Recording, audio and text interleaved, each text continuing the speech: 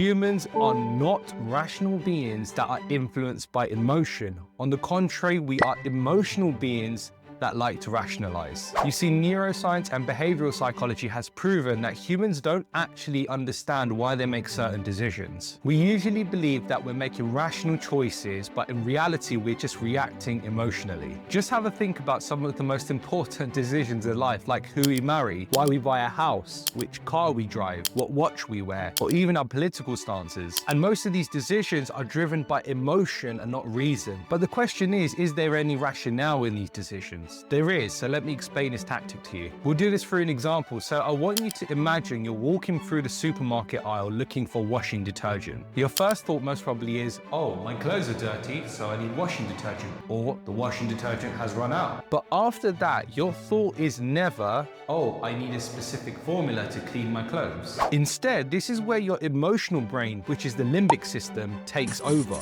It gets you making decisions on which one smells the best, which one did mum used to use when I was a kid, what one is better for the environment. Then after the emotional part, that's when the rationale kicks in. The rational part of your brain, which is the prefrontal cortex and the neocortex, starts to handle the critical thinking. And that's where the second thoughts come in, like this brand formula is scientifically proven to fight better stains. And once those things are done over a numerous number of times, that's when your reflex brain kicks in. This part of the brain is the brainstem and the cerebellum. It takes the lead, so now without even thinking, you just grab your go-to detergent on autopilot. So following this human behavioral pattern, we created this brand strategy tactic called the RERR. And here's a breakdown of the framework so you can capitalize on it. The first R is relate. You want to be able to connect broadly with your audience, but engage them deeply with a niche problem. So for example, with the washing detergent, you might want to relate to people who want clean white clothes, but at the same time are quite eco-conscious. The E stands for emotion. This is where you want to lead with what matters most to your audience's heart. Dive deeper into understanding potential positive associations, maybe their hopes or desires, what they actually want and need. A different but great example of this is Levi jeans. Along with their jeans, they just sell this confidence and timeless coolness with it. Now the second R is the rationale. Once the emotion pulls them in, then the rationale justifications kick in to lock in the decision. And this is where Levi customers will say, well, these jeans will last much longer, so that's why I'd rather spend £90 than spend £30 elsewhere. We end up rationalizing the decision when really the emotion was driving it all. And last but not least, the last R, we come to reflex. This is where you want to build consistent experiences so over time,